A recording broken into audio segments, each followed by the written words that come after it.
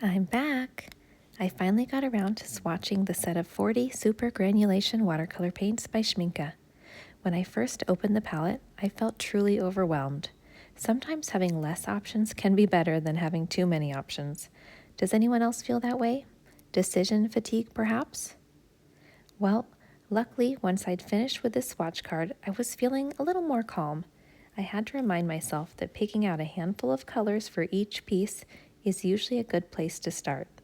Having 40 colors readily available does not mean I should use 40 colors on a single project.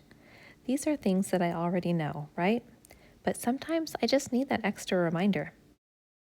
Anyway, I wanted to point out that some of these paints only have very subtle granulation, like volcano yellow and galaxy blue, while others are much more obvious, like tundra violet, glacier green, and shire blue, and tundra green.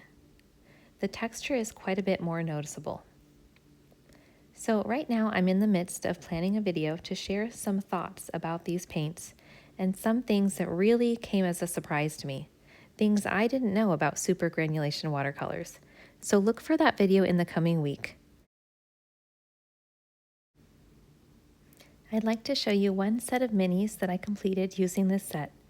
I've painted a field of sheep, a single cottage on the cliffs, and windmills along the river.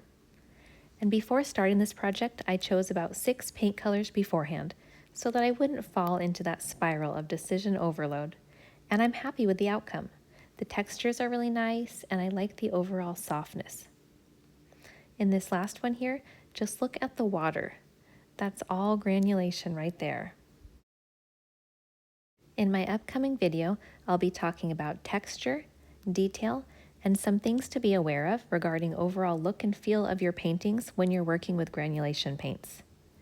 So, as you can see, I have so many beautiful colors to work with and much more experimenting ahead of me. Thanks for watching, and I'll see you very soon.